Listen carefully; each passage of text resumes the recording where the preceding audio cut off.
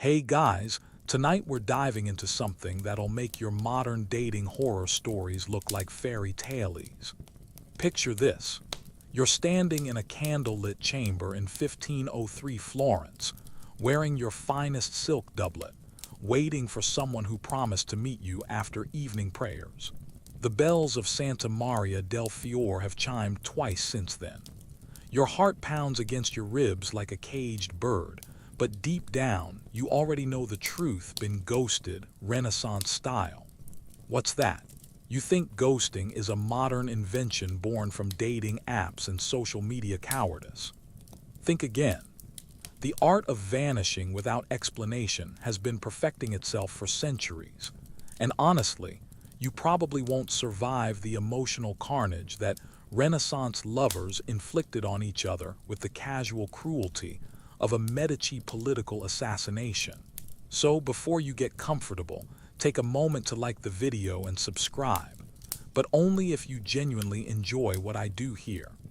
Drop a comment with your location and what time it is where you're watching. I love seeing where this journey takes us around the world. Now dim the lights, maybe turn on a fan for that soft background hum, and let's ease into tonight's journey together. You're living in an era where love letters cost more than a peasant's monthly wages, where a single romantic misstep could destroy your family's reputation for generations, and where the person you're courting might literally disappear into the night, leaving behind nothing but whispered rumors and unpaid debts. Welcome to Renaissance romance, where ghosting wasn't just an art form, it was a survival strategy. The cobblestones beneath your leather boots are still warm from the day's sun as you pace outside the Palazzo Vecchio, but the evening air carries that familiar Florentine chill that seeps through even the finest wool. You've been here before, waiting for Caterina, the merchant's daughter with eyes like polished amber and a dowry that could fund a small war. 3 weeks ago, she smiled at you during Mass at Santo Spirito. 2 weeks ago, she accepted your gift of imported silk ribbons. Last week, she agreed to meet you here, chaperoned by her cousin, to discuss what your families might call mutual interests. But Caterina isn't coming. Her cousin isn't coming either. In fact, you're starting to suspect that Caterina might have never intended to come at all, and the realization hits you like a crossbow bolt to the chest. You've been played by a master of the Renaissance ghosting game, and you didn't even see it coming. Here's what you need to understand about courtship in the 1500s. It wasn't the romantic poetry and lute serenades fantasy that Hollywood sold you. It was a brutal economic negotiation disguised as romance, where emotions were luxury items that most people couldn't afford. When someone ghosted you in Renaissance Italy, they weren't just breaking your heart. They were making a calculated business decision that could affect trade routes, political alliances, and family fortunes for decades. The mainstream historical fact that every scholar agrees on is that Renaissance marriages were primarily economic contracts between families, not romantic unions between individuals. But here's the quirky tidbit that most people don't know. The practice of ghosting was so common that Italian families actually developed elaborate coded language systems to discuss it without causing public scandal. They called it the sudden pilgrimage, or the unexpected calling, as if divine intervention was constantly interrupting people's love lives. Historians still argue whether the high rate of mysterious romantic disappearances was due to genuine religious devotion, economic necessity, or simply because Renaissance people had mastered the art of avoiding uncomfortable conversations centuries before we invented read receipts. You check the position of the stars above the Duomo's dome, a skill every educated Renaissance person possessed, since mechanical clocks were still luxury items. It's definitely past the agreed meeting time. The night market vendors are packing up their stalls, and the last of the evening's revelers are stumbling home from the tavernas. You're officially alone, officially stood up and officially about to learn why Renaissance ghosting was an art form that would make modern dating app users weep with recognition.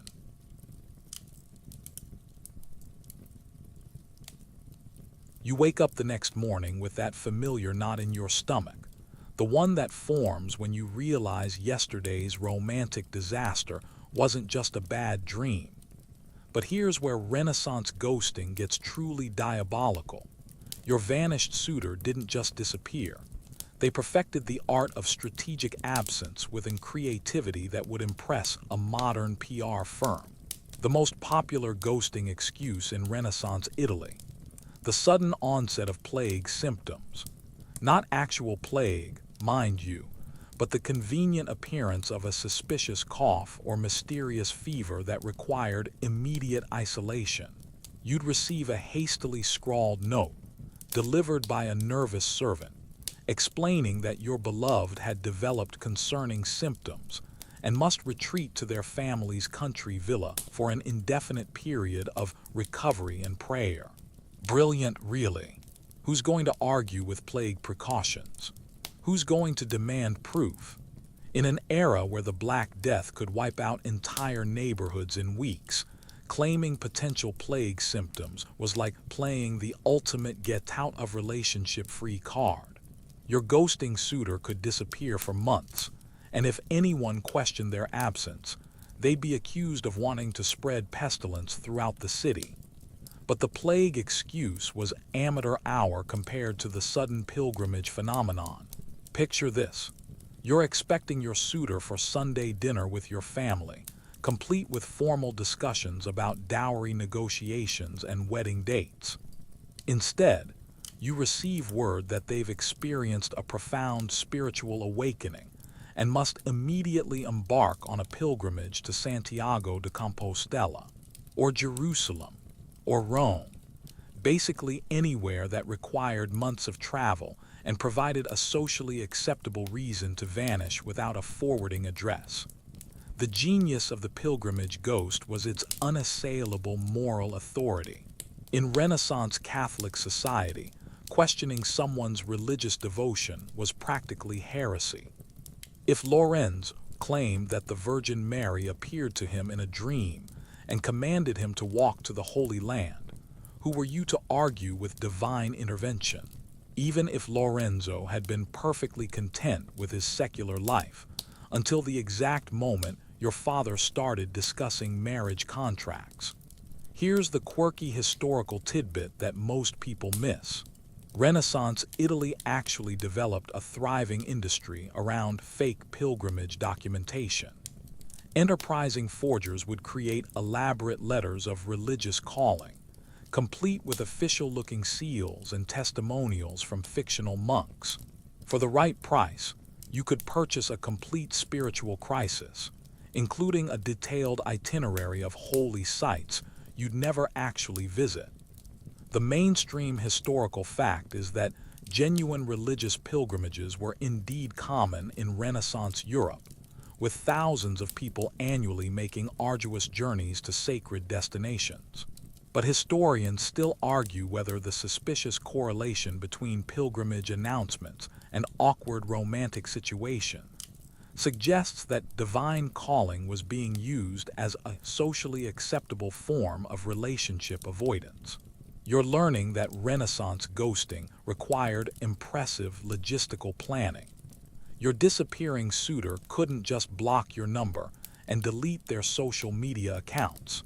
They had to construct elaborate alternative narratives that would satisfy not just you, but your entire extended family, their own relatives, mutual friends, business associates, and the general gossip network that connected every major Italian city. The most sophisticated ghosters would begin laying groundwork weeks in advance. They'd start mentioning troubling dreams, expressing concerns about their spiritual state, or casually discussing the inspiring stories of famous pilgrims they'd heard at church. By the time they announced their sudden departure, the groundwork was so thoroughly established that their disappearance seemed like the natural conclusion of a developing spiritual journey, rather than a desperate escape from romantic obligations. Some ghosters went full method actor with their performances. They'd commission special traveling clothes, purchase authentic pilgrim badges from previous journeys, and even arrange for friends to accidentally mention seeing them deep in prayer at various churches around the city. The most dedicated would actually begin their supposed pilgrimage, travel for a few days to establish credibility, then quietly circle back and hide out in a relative's villa until the romantic heat died down. The economic aspect of Renaissance ghosting was particularly brutal. Unlike modern disappearing acts, where you might lose some emotional investment and maybe the cost of a few dinners, Renaissance ghosting could destroy months or years of careful financial planning. Families invested heavily in courtship processes, commissioning special clothing, hosting elaborate dinners, hiring musicians for serenades, purchasing expensive gifts, and sometimes even paying bribes to ensure favorable introductions. When someone ghosted you in Renaissance Italy, they weren't just breaking your heart, they were potentially bankrupting your family's social investment portfolio. The silk merchants who'd provided fabric for your courtship wardrobe, the goldsmiths who'd crafted your romantic gifts, the musicians who'd learned your beloved's favorite songs. Everyone expected payment, regardless of whether your romantic venture succeeded or spectacularly imploded. And here's the truly diabolical part. The ghosting victim often couldn't even complain publicly about their treatment. Admitting that you'd been abandoned would damage your own reputation and marriage prospects. So you'd have to pretend that the sudden pilgrimage or mysterious illness was completely understandable. Even you're sitting by your chamber window as the morning light filters through expensive glass panes, a luxury that marks your family's merchant success. But today, even sunshine feels cold. Your fingers trace the edge of an empty writing desk where letters should be arriving, where promises should be kept, where your Renaissance romance should be unfolding in carefully crafted correspondence. Instead, you're learning the brutal economics of silence. In our modern world, we complain about being left on read. But imagine waiting for letters that cost more than a skilled craftsman's weekly wages to send. Every piece of correspondence in Renaissance Italy was a significant financial investment. And when someone ghosted you through postal silence, they weren't just ignoring you. They were making an expensive statement about your worthlessness. Parchment wasn't cheap paper you could grab from any corner store. Quality writing material came from carefully prepared animal skins, processed through weeks of soaking, scraping, and stretching. A single sheet of good parchment could cost as much as a peasant family's monthly food budget.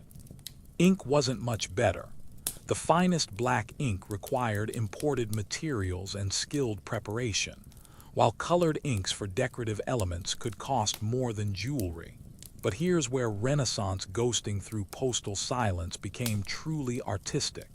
Your absent suitor had probably already invested heavily in your correspondence.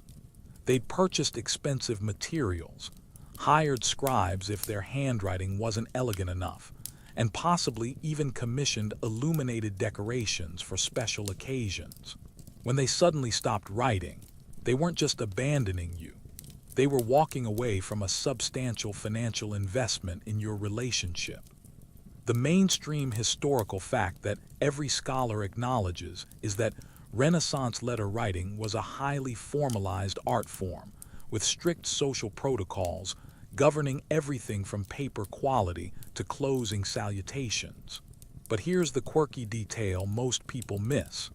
Wealthy families actually employed professional letter writers who specialized in different types of correspondence, including specialists in romantic ghosting letters. The final messages designed to end relationships without causing public scandal. These professional ghosting scribes developed elaborate template systems for different social situations. There was the sudden family emergency letter, the unexpected business opportunity, correspondence, and the ever-popular divine calling to religious service, message. For the right price, you could purchase a complete ghosting package, including follow-up letters from fictional relatives confirming your suitor's unavoidable absence. Historians still argue whether the Renaissance postal system's notorious unreliability was genuine inefficiency or a convenient excuse for romantic avoidance, since claiming that letters were lost in transit became suspiciously common during courtship difficulties. You're discovering that waiting for Renaissance letters was psychological warfare disguised as romance. Unlike modern communication, where silence is immediately obvious, Renaissance correspondence had built-in delays that could mask ghosting for weeks or months. Letters traveled slowly, weather could delay delivery, political conflicts might interrupt postal routes, and bandits occasionally robbed messengers. A suitor could disappear for a month, and you'd spend weeks wondering whether their silence meant rejection or just bad roads. The cruelest ghosters exploited this uncertainty masterfully. They'd send one final letter filled with passionate declarations and promises of future correspondence, then vanish completely. You'd spend months analyzing every word of that last message, searching for hidden meanings, wondering if their silence meant they were traveling, sick, imprisoned, or simply done with you. The ambiguity was torture. Wealthy families sometimes hired private messengers to ensure reliable correspondence, but even this luxury couldn't guarantee romantic honesty. Your ghosting suitor might bribe your family's messenger to claim they'd never received letters that were actually delivered, or they might send messages to fake addresses, creating the appearance of attempted communication while ensuring their letters never reached you. The most sophisticated Renaissance ghosters understood that the anticipation of letters was often more powerful than the letters themselves. They'd establish patterns of regular correspondence, training you to expect messages on specific days, then gradually extend the intervals between letters. First, they'd write every few days, then weekly, then every 2 weeks, slowly conditioning you to accept longer silences as normal before disappearing entirely. Some ghosters would send letters with increasingly vague content, gradually reducing their emotional investment while maintaining the appearance of continued correspondence. Their messages would shift from passionate declarations to polite inquiries about your health, then to brief notes about weather and family news, finally dwindling to formal acknowledgments that said nothing meaningful while technically maintaining contact. The economics of Renaissance letter writing created a particularly cruel dynamic for ghosting victims. You'd continue investing in expensive correspondence materials, hoping to rekindle your suitor's interest through more elaborate letters, better paper, more expensive ink, or more skilled scribes. Meanwhile, your absent beloved was saving money by ignoring you, profiting from your continued investment in a relationship they'd already abandoned. Remember that crocodile dung sunscreen we mentioned? Well, Renaissance correspondence had its own version of expensive uselessness. Families would spend fortunes on special sealing waxes, imported paper, exotic inks, and professional calligraphy, all in desperate attempts to make their letters more appealing to ghosting suitors who had no intention of responding regardless of how much money was spent on presentation. The waiting was perhaps the cruelest part. You'd position yourself near windows during expected delivery times, listening for the sound of approaching messengers, watching for the distinctive colors of your family's postal service. Every horse's hoofbeat could be the sound of arriving correspondence. Every knock at the door might bring the letter that would explain your beloved's silence and restore your faith in Renaissance romance.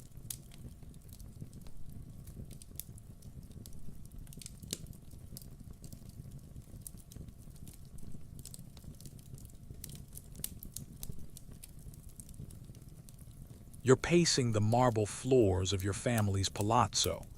But today the luxury feels hollow because the one person who should be here, your family's professional matchmaker, has vanished more completely than a Venetian merchant's profits during a trade embargo. The woman who was supposed to orchestrate your romantic future, who collected hefty fees for her services, who promised to navigate the treacherous waters of Renaissance courtship on your behalf, has apparently decided that ghosting isn't just for lovers, it's for hired professionals too. Renaissance matchmaking wasn't the casual setup culture we know today. These were serious business professionals who operated like combination marriage brokers, private investigators, and diplomatic negotiators. Your family didn't just hire a matchmaker. They invested in a comprehensive relationship management service that could make or break your romantic future. When your matchmaker ghosted you, it wasn't just personal abandonment. It was professional malpractice that could affect your marriage prospects for years. The mainstream historical fact is that professional matchmakers played crucial roles in Renaissance society, serving as intermediaries between families to negotiate marriages that balanced love, economics, and social advancement. But here's the quirky detail that most historians gloss over. Matchmakers developed elaborate ghosting techniques to escape difficult clients, including fake deaths, sudden religious conversions, and mysterious disappearances that would make modern con artists jealous. Your matchmaker, Signora Benedetta, came highly recommended by three prominent Florentine families. She charged premium rates, enough to fund a small military campaign, and promised exclusive access to her network of eligible bachelors from merchant families across northern Italy. For 6 months, she provided regular updates, arranged strategic encounters at church services and public festivals, and seemed genuinely invested in finding you the perfect husband. Then 3 weeks ago, she simply stopped appearing for your scheduled meetings. At first, you assumed she was busy with other clients or dealing with family emergencies. Matchmakers juggled multiple cases simultaneously, and delays were normal in a profession that required coordinating the schedules, preferences, and financial negotiations of dozens of families. But when her servant claimed she was indisposed for the third consecutive week, you began suspecting something more sinister than a busy calendar. Here's where Renaissance matchmaker ghosting became truly diabolical. These professionals possessed intimate knowledge of your family's finances, romantic preferences, social connections, and marriage timeline. When they disappeared, they took with them not just their services, but potentially damaging information that could be sold to rival families or used to sabotage your future courtship efforts. Historians still argue whether the high rate of matchmaker disappearances was due to genuine professional burnout, competitive poaching by rival families, or simply because the job involved managing so many volatile personalities that periodic escapes became necessary for mental health preservation. The most common matchmaker ghosting technique was the sudden family crisis, disappearance. Your matchmaker would claim that urgent family business required immediate travel to distant cities, leaving behind vague promises to resume services upon their return. Of course, they never returned, and follow-up inquiries would reveal that their supposed family emergency was either completely fictional or dramatically exaggerated to justify their professional abandonment. Some matchmakers perfected the religious calling, escape route, suddenly discovering profound spiritual devotion that required retreat to convents or monasteries. This was particularly effective because questioning someone's religious sincerity was socially unacceptable, and pursuing a matchmaker who'd claimed divine calling would make you look spiritually insensitive to your community. The most sophisticated matchmaker ghosters would orchestrate elaborate exit strategies, that made their disappearance seem like natural career transitions rather than professional abandonment. They'd gradually reduce their availability, claim increasing health problems, or announce retirement plans while secretly establishing new practices under different names in other cities. Your family's investment in Signora Benedetta wasn't just her fees, though those were substantial enough to purchase a small vineyard. You'd also paid for the elaborate social events she'd organized, the gifts she'd recommended for potential suitors, the special clothing she'd insisted you needed for various courtship occasions, and the bribes she'd suggested for servants who could provide inside information about eligible bachelors. When Benedetta ghosted, she didn't just take her professional services with her.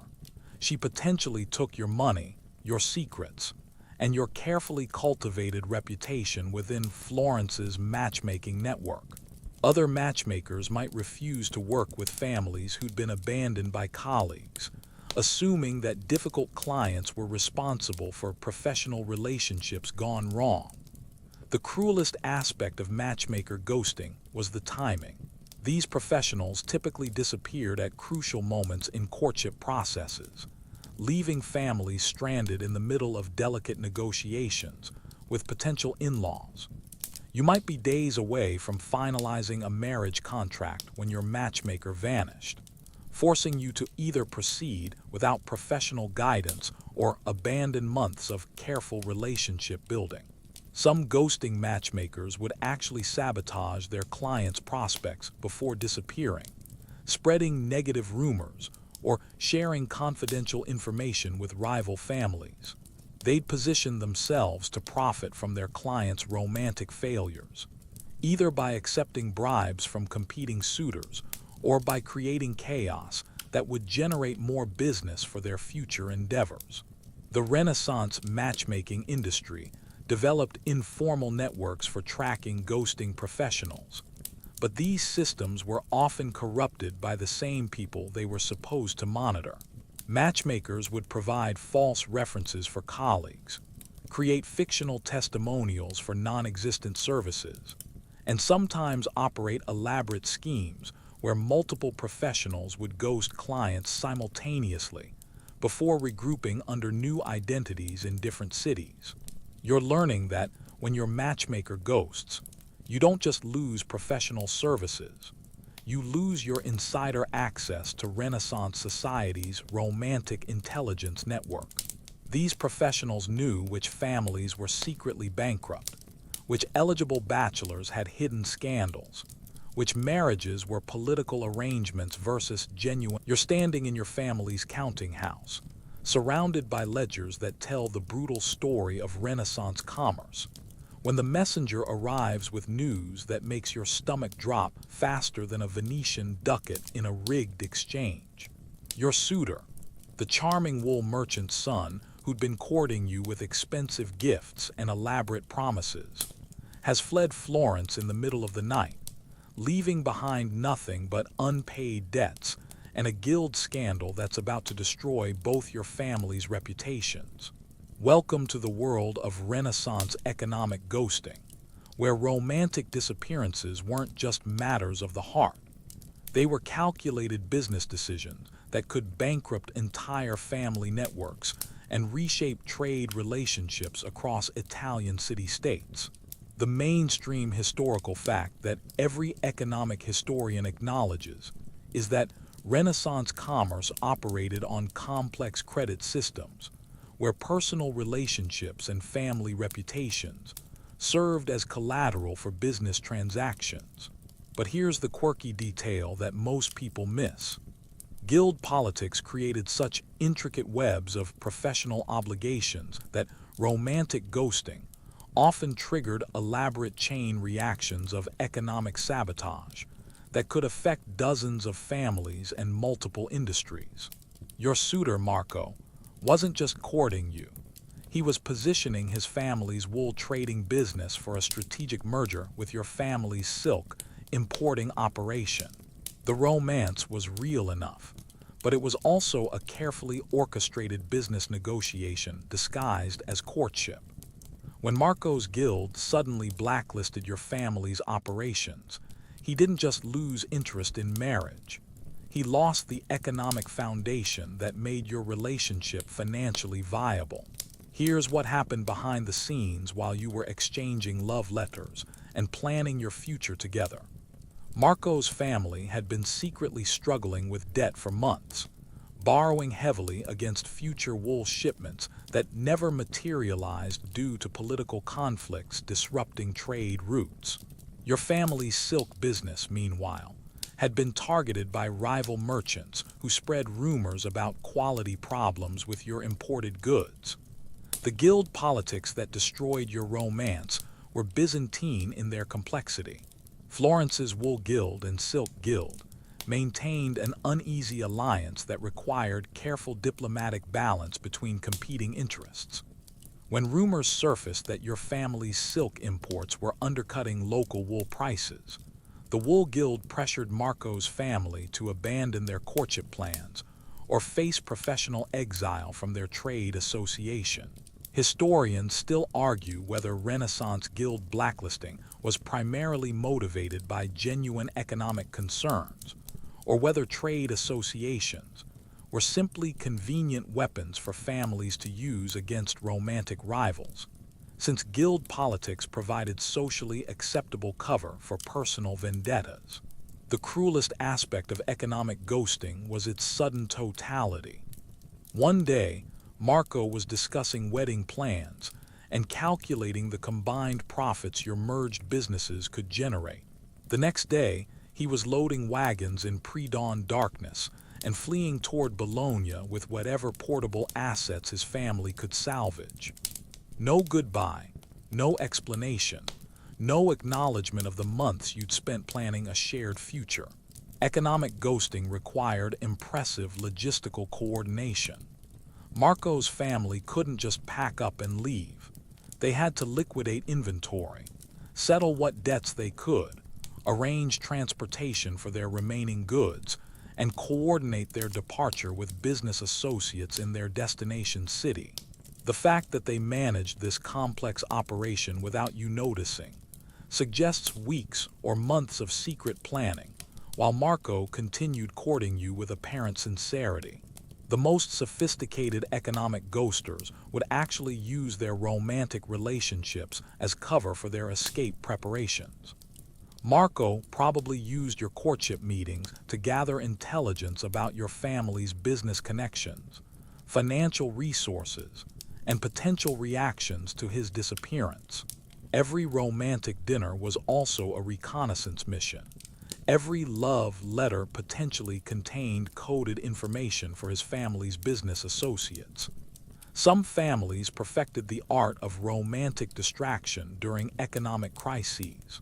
They'd intensify courtship activities precisely when their businesses were failing, using elaborate romantic gestures to mask their financial desperation and maintain social appearances until they could execute their escape plans. Your suitor's most passionate declarations of love might have coincided exactly with his family's most desperate financial moments. The guild system created particularly cruel dynamics for ghosting victims. When Marco's family fled, they didn't just abandon you. They potentially contaminated your family's professional reputation through association.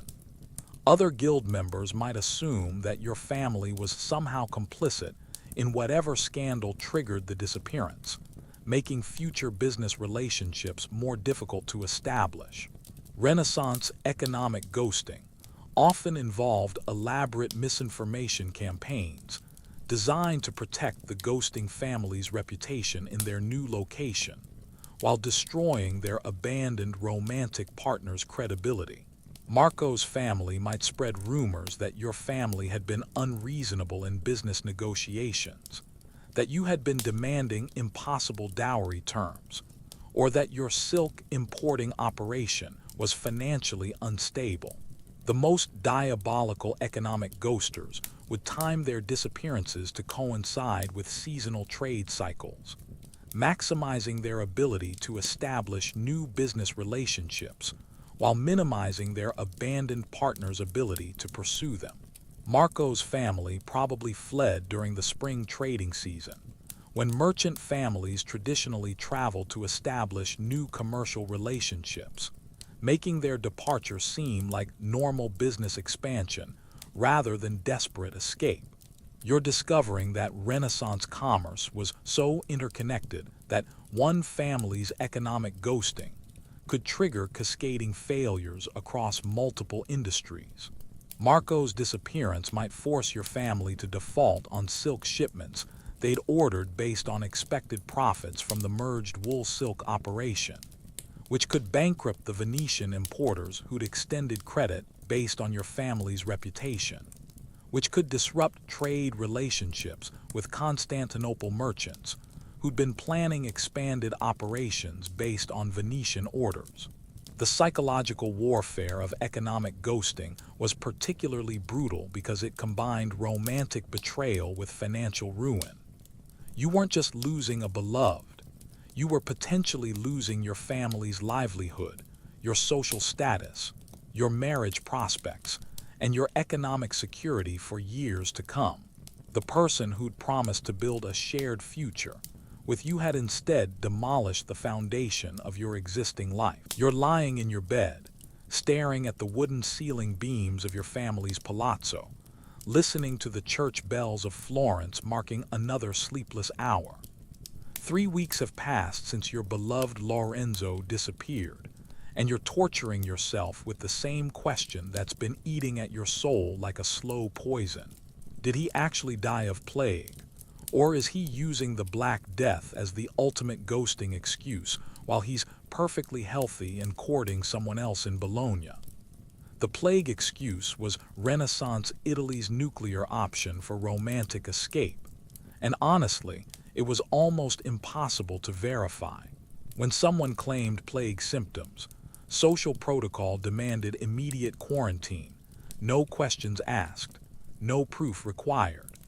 Your potentially ghosting suitor could claim a suspicious fever, a worrying cough, or mysterious swellings, and suddenly they were socially obligated to isolate themselves from all human contact for weeks or months. The mainstream historical fact that every medical historian acknowledges is that plague outbreaks were genuinely devastating in Renaissance Italy, killing thousands and creating legitimate terror that shaped all social interactions. But here's the quirky detail that most people miss. The symptoms of early-stage plague were so similar to common illnesses that anyone with basic medical knowledge could fake a convincing plague scare, and the social stigma of questioning someone's health claims made verification nearly impossible. Lorenzo had been perfectly healthy when you last saw him at the Feast of San Giovanni, dancing with apparent vigor and showing no signs of the lethargy that typically preceded serious illness. But 2 days later, his family's servant arrived with a hastily written note explaining that Lorenzo had developed concerning symptoms and must immediately retreat to their country villa for isolation and prayer. The note was suspiciously vague about specific symptoms, mentioning only troubling signs that require immediate attention from God and physicians. No mention of fever, swellings, or the distinctive plague symptoms that everyone in Florence could recognize. Just generic language that could describe anything from a headache to actual pestilence. Historians still argue whether the correlation between romantic difficulties and sudden plague scares was coincidental, or whether the Black Death's social protocols were systematically exploited by people seeking socially acceptable escape routes from uncomfortable personal situations. The cruelest aspect of plague ghosting was its unverifiable nature. You couldn't visit someone claiming plague symptoms. That would be suicidal. You couldn't send messengers to check on their condition. That would risk spreading disease throughout the city. You couldn't even inquire too persistently about their health without appearing callously indifferent to public safety. Lorenzo's family had chosen their timing perfectly. Florence was experiencing one of its periodic plague anxieties, with rumors of outbreaks in nearby Pisa creating citywide nervousness about contagion. In this atmosphere of heightened medical paranoia, Lorenzo's claimed symptoms seemed not just plausible but practically inevitable. The most sophisticated plague ghosters would actually study medical texts to ensure their fake symptoms matched contemporary understanding of disease progression. They'd complain of the right combination of fever, fatigue, and swellings, timed according to medical knowledge about how plague typically developed. Some would even arrange for complicit physicians to provide vague confirmations of their concerning condition. Renaissance medicine's limited diagnostic capabilities made plague ghosting particularly effective. Doctors couldn't definitively distinguish between early plague and numerous other conditions, so they typically recommended the same treatment regardless: immediate isolation, prayer, and hope. A fake plague victim could claim medical validation for their disappearance while never actually risking exposure to real medical examination. The economic incentives for plague ghosting were substantial.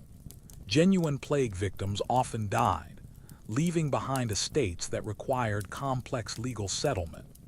Fake plague victims could disappear for months, allowing their families to reorganize finances, negotiate new business relationships, or escape debts while maintaining the social sympathy typically reserved for medical emergencies. Some families perfected elaborate plague ghosting operations involving multiple fake victims. Lorenzo's entire household might claim simultaneous symptoms, requiring collective retreat to their country properties. This created a more convincing narrative than a single convenient illness, and provided cover for complex family business that required privacy and time. The psychological warfare of plague ghosting was particularly brutal because it exploited your genuine concern for Lorenzo's well-being. Every day of silence could mean he was recovering, dying, or already dead. You'd oscillate between hope, grief, and suspicion, never knowing whether to mourn, wait, or move on with your life.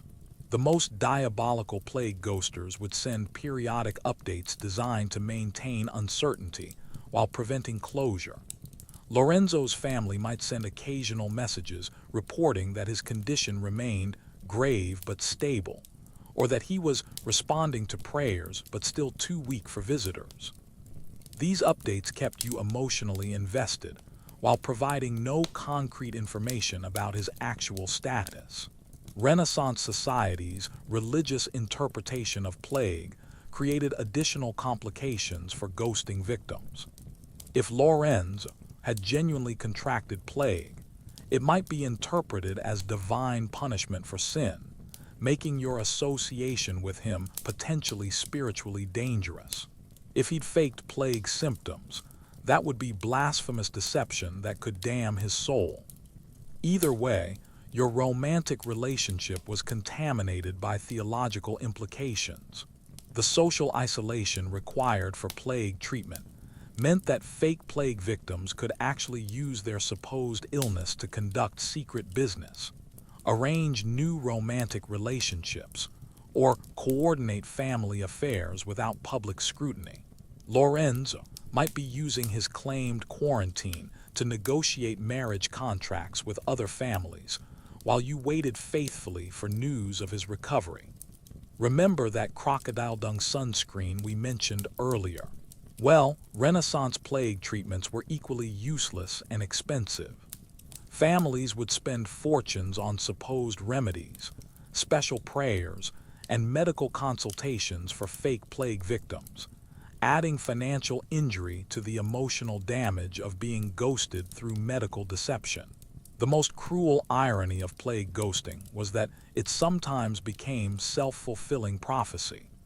Fake plague victims who retreated to supposedly safe country locations might actually encounter real plague, transforming their deceptive escape into genuine medical emergency.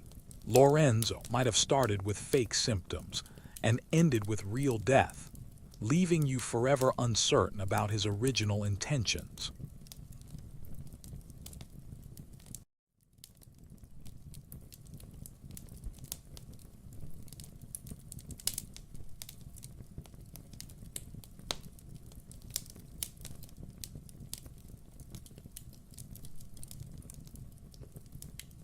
You're kneeling in the dim candlelight of Santa Croce, supposedly deep in prayer, but actually watching the chapel entrance for any sign of Giuliano, who 3 months ago claimed that the Virgin Mary had appeared to him in a vision commanding immediate pilgrimage to Rome.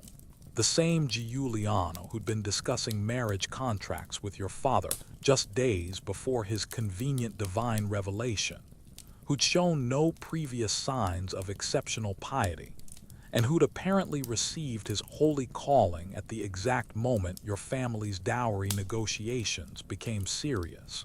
Religious ghosting was Renaissance Italy's most socially bulletproof disappearing act, because questioning someone's spiritual sincerity was practically heresy in a society where divine intervention was accepted as routine reality.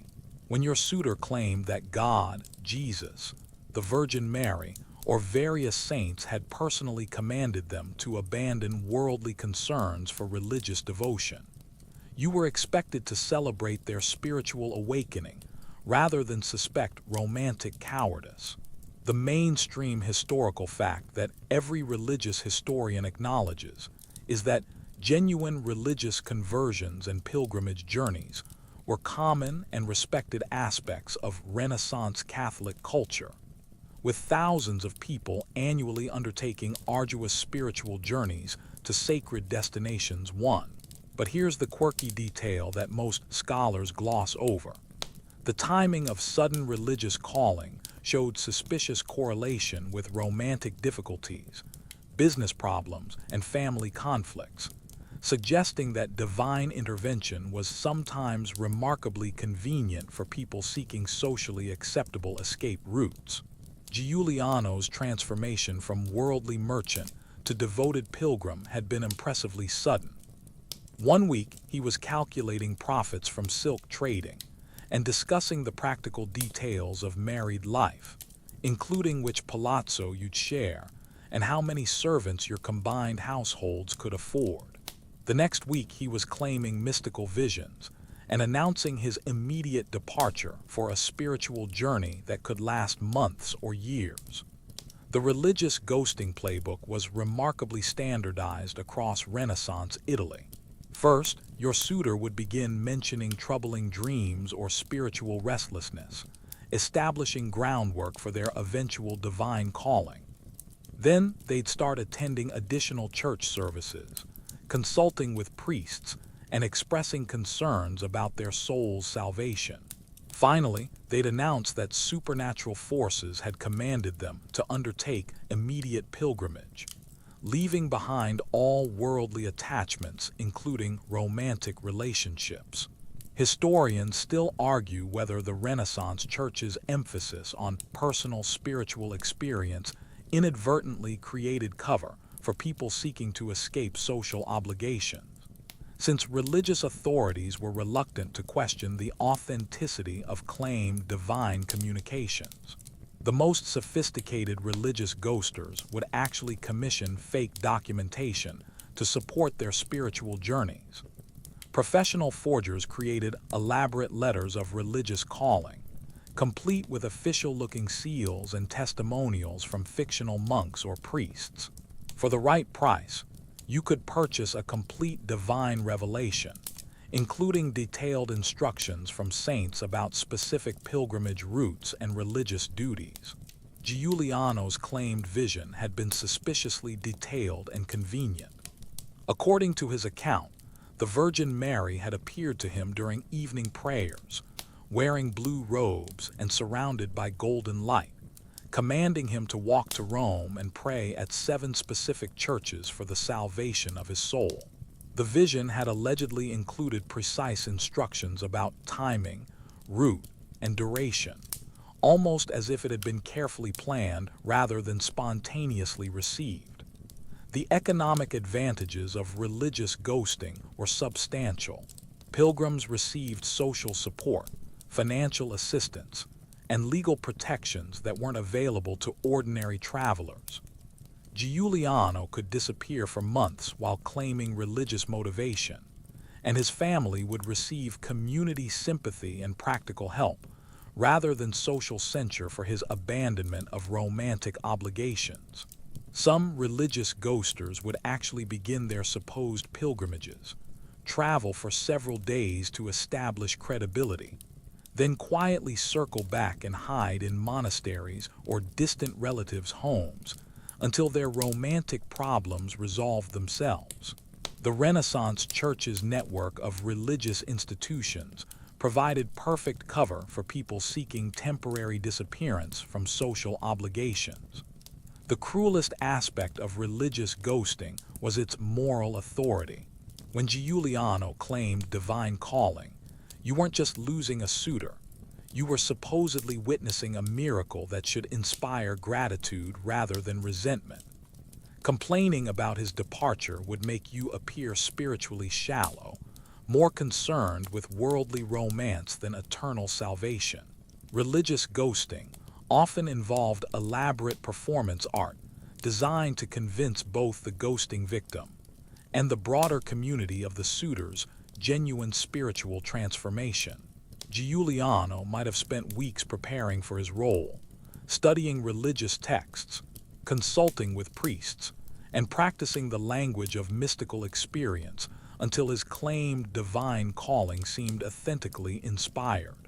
The most diabolical religious ghosters would use their supposed spiritual journeys to conduct secret business, establish new romantic relationships, or coordinate family affairs while maintaining the appearance of religious devotion. Giuliano might be using his pilgrimage as cover for trade negotiations, debt settlement, or courtship of other families, while you waited faithfully for his spiritual journey to conclude. Renaissance society's respect for religious authority made it nearly impossible to investigate suspicious spiritual callings. Church officials were reluctant to question claimed divine revelations. Civil authorities deferred to religious expertise on spiritual matters, and families couldn't challenge someone's relationship with God without appearing impious. The psychological manipulation of religious ghosting was particularly sophisticated because it transformed romantic abandonment into spiritual opportunity. Giuliano's departure wasn't rejection, it was God's plan for both of your souls. Your suffering wasn't caused by his cowardice, it was divine testing of your faith and patience. Some religious ghosters would send periodic updates from their supposed pilgrimages, describing spiritual experiences and requesting prayers while providing no concrete information about their return plans. These messages maintained emotional connection while preventing closure, keeping their abandoned romantic partners in perpetual uncertainty about the relationship's future. The most cruel irony of religious ghosting was that it sometimes produced genuine spiritual transformation. Fake pilgrims who initially used religious calling as romantic escape. You're sitting in your family's private study, surrounded by account books that tell a story more devastating than any romantic tragedy, because the numbers don't lie even when lovers do. Your suitor Francesco hasn't just ghosted you.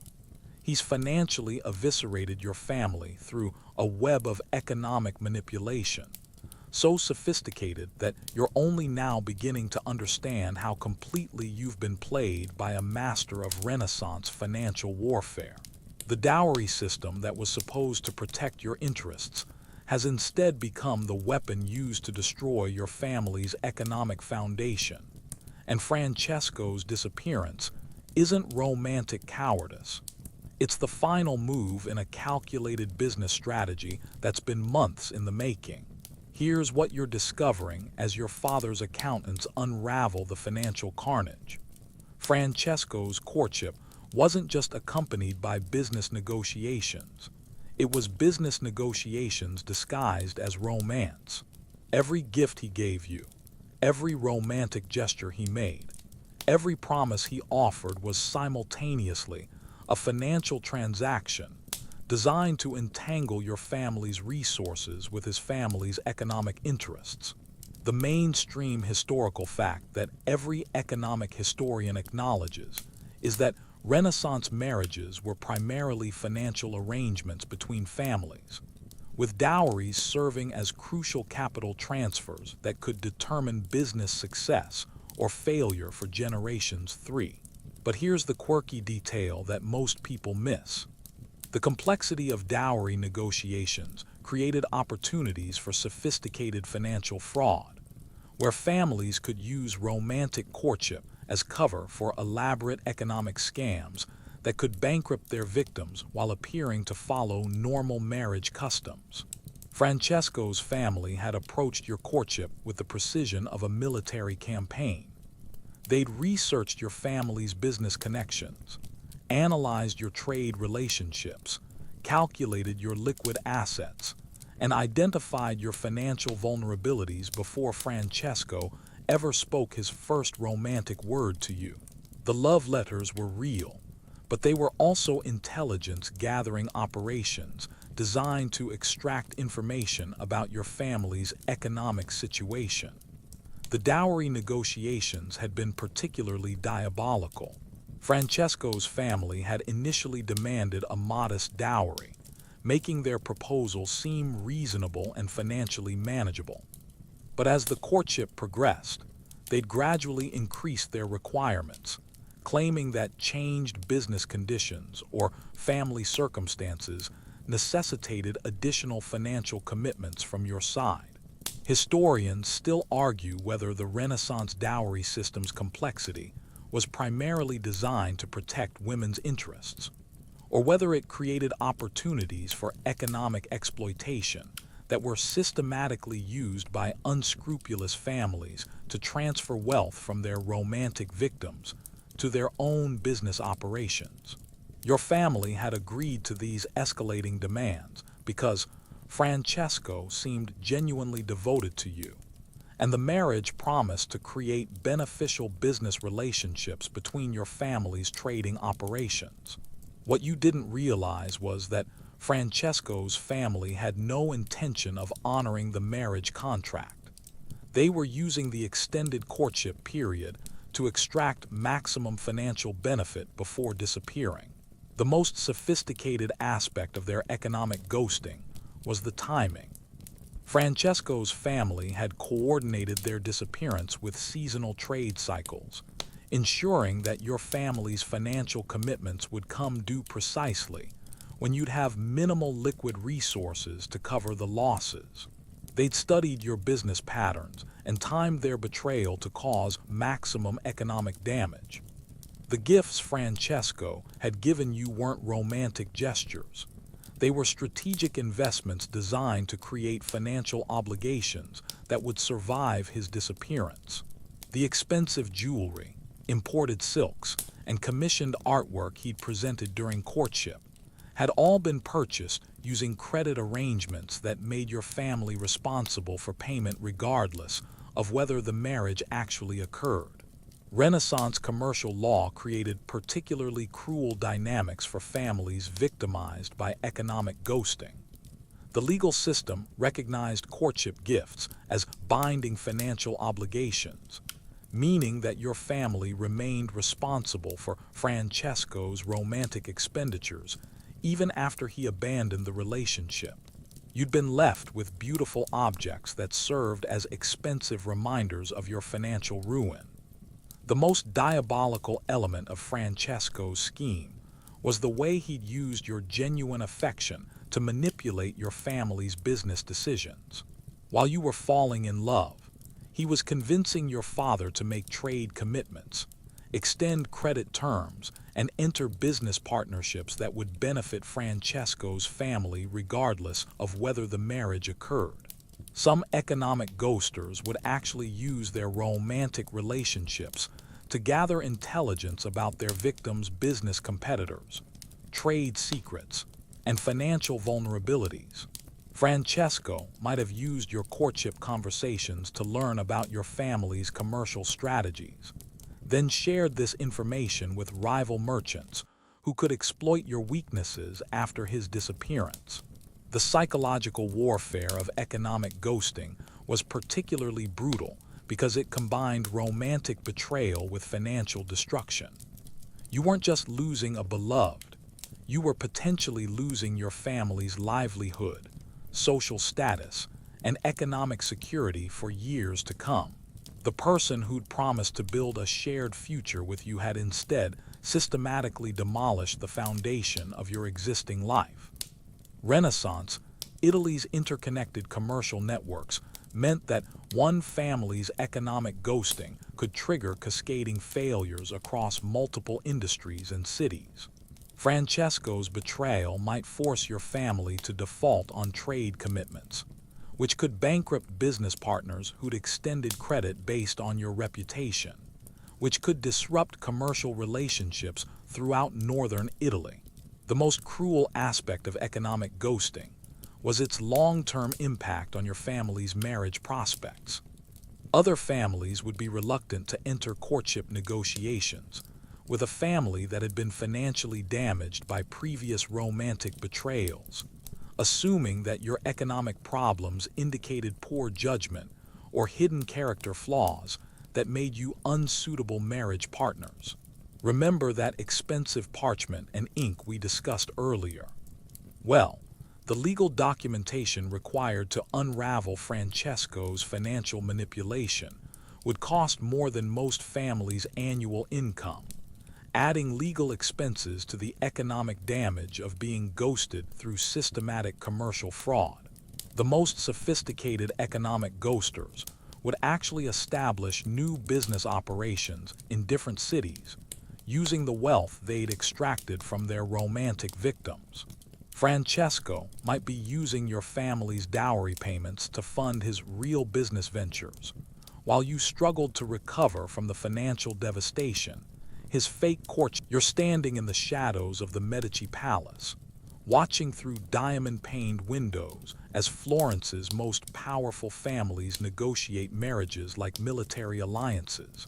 And you're finally understanding why your beloved Alessandro vanished without explanation 3 weeks ago. He didn't just ghost you. He was ghosted by forces so much larger than individual romance that your personal heartbreak is merely collateral damage in a political chess game being played by people who consider love a luxury they can't afford.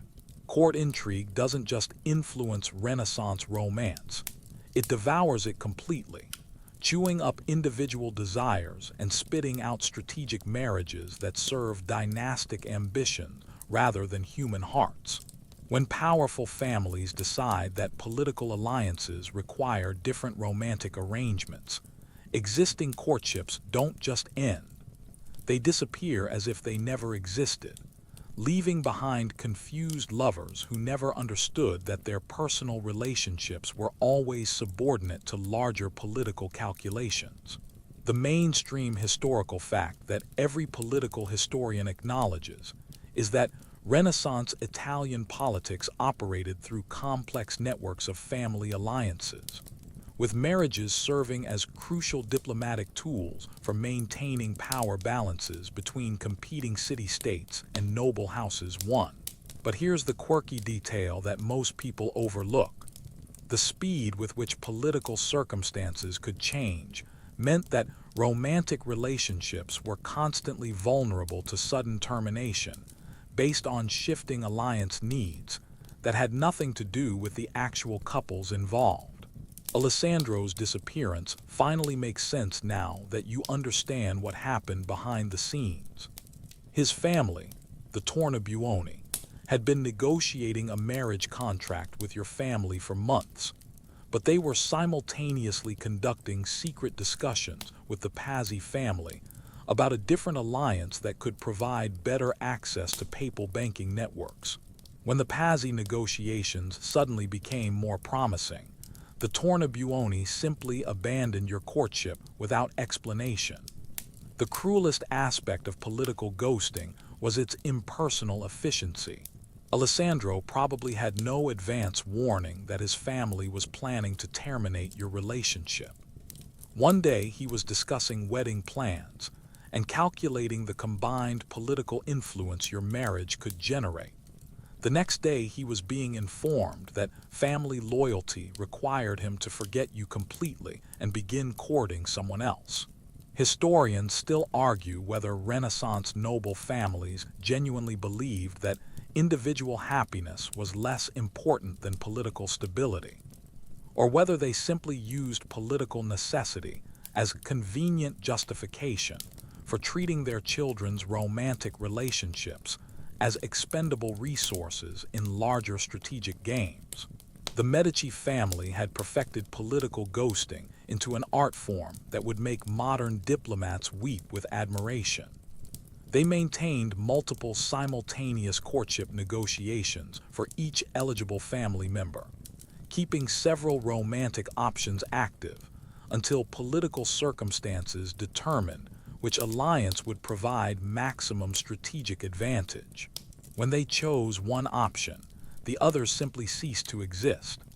Political ghosting required impressive coordination between multiple family networks. Alessandro's disappearance wasn't just his family's decision.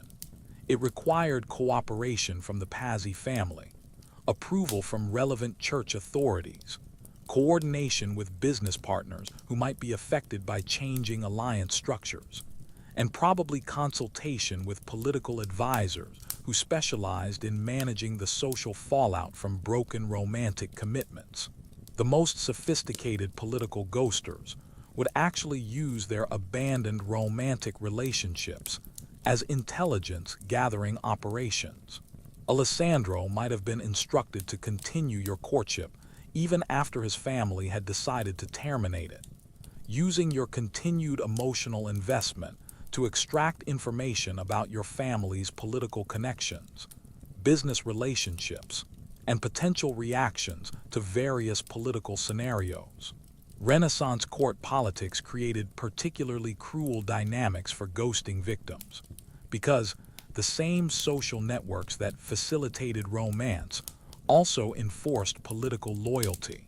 The families, friends, and business associates who had supported your courtship with Alessandro would immediately shift their allegiance to support his new political marriage, leaving you socially isolated and romantically abandoned simultaneously.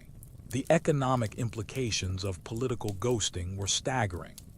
Your family had invested heavily in the courtship process, commissioning special clothing, hosting elaborate dinners, purchasing expensive gifts, and probably paying various bribes to ensure favorable political positioning.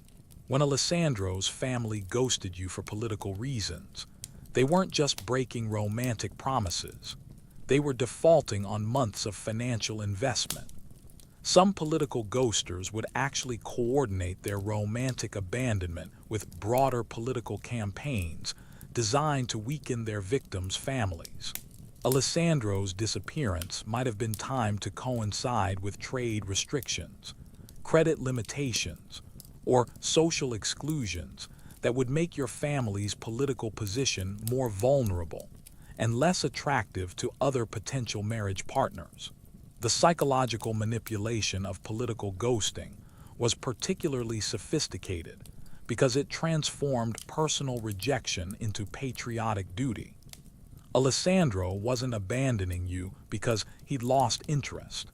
He was sacrificing personal happiness for the greater good of Florence's political stability. Your suffering wasn't caused by his selfishness. It was the unfortunate but necessary cost of maintaining the delicate balance of power that kept the city-state functioning. Political ghosting often involved elaborate misinformation campaigns designed to protect the ghosting family's reputation while destroying their abandoned romantic partner's credibility. Alessandro's family might spread rumors that your family had been unreasonable in marriage negotiations, that you had been demanding impossible political concessions, or that your father's business relationships posed security risks that made the marriage politically inadvisable. The most diabolical political ghosters would actually use their abandoned romantic relationships to gather intelligence about their victims' future political plans. Alessandro might have been instructed to maintain friendly contact with your family even after ending the romantic relationship, using your continued trust to monitor your family's political activities and report any information that might be useful to his family's new alliance partners.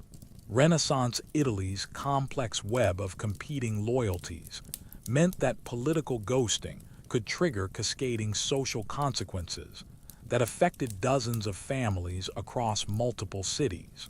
Alessandro's abandonment of your courtship might force your family to seek new political alliances, which could threaten existing relationships, which could destabilize trade agreements, which could ultimately affect your standing in the abandoned studio of Maestro Benedetto, the painter who was supposed to create your wedding portrait. Surrounded by half-finished canvases and empty easels that tell the story of Renaissance Italy's most artistically sophisticated form of ghosting. 3 months ago, Benedetto was passionately discussing the symbolic elements he'd incorporate into your matrimonial painting. The placement of your hands to suggest fertility, the background architecture to represent family stability, the subtle inclusion of flowers that would celebrate your virtue. Today, his workshop is empty except for unpaid bills and angry creditors, because your commissioned artist has vanished more completely than a fresco exposed to Florentine rain. Artistic ghosting wasn't just about abandoned paintings. It was about the complete destruction of cultural patronage relationships that could take years to establish and seconds to destroy. When Renaissance artists ghosted their patrons, they weren't just breaking professional contracts. They were betraying the intimate creative partnerships that defined how art, money, and social status intersected in Italian society.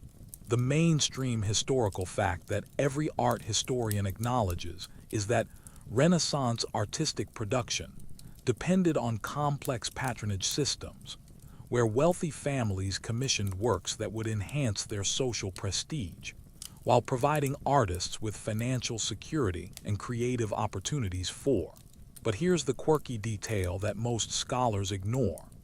The personal nature of patronage relationships made artistic ghosting particularly devastating, since artists possessed intimate knowledge of their patrons' private lives, family secrets, and social vulnerabilities that could be weaponized during their disappearance. Benedetto's ghosting had been masterfully executed with the precision of a military campaign. For months, he'd provided regular updates on your portrait's progress, showing you preliminary sketches, discussing color choices, and accepting incremental payments that demonstrated his commitment to completing the commission. Then, 2 weeks before your wedding, he'd simply vanished, taking with him not just your money, but also the artistic documentation of your marriage that was supposed to immortalize your romantic happiness. The cruelest aspect of artistic ghosting was its timing.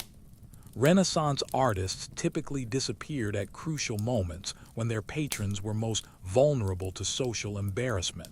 Benedetto had waited until your wedding preparations were too advanced to cancel, ensuring that his abandonment would cause maximum disruption to your family's carefully planned celebrations. Historians still argue whether Renaissance artistic ghosting was primarily motivated by better financial opportunities elsewhere, or whether artists used their intimate knowledge of patron families to time their disappearances for maximum leverage in ongoing disputes about payment, creative control, or social recognition. The economics of artistic patronage created perfect conditions for sophisticated ghosting operations. Renaissance artists typically received payments in installments throughout the commission process, meaning they could collect substantial fees before completing their work. Benedetto had probably received enough money to fund his escape and establish a new practice in another city, leaving you with financial losses and no completed artwork. Some artistic ghosters would actually use their commission work as intelligence-gathering operations, studying their patron families' social networks, business relationships, and political connections, while pretending to focus on creative projects. Benedetto might have used his access to your family's private spaces to gather information that could be sold to rival families or used to sabotage your social relationships. The most sophisticated artistic ghosters would coordinate their disappearances with other service providers, creating cascading failures that could destroy entire wedding celebrations. Benedetto might have conspired with musicians, caterers, or decorators to abandon their commissions simultaneously, ensuring that your family couldn't easily replace their services and would suffer maximum social embarrassment.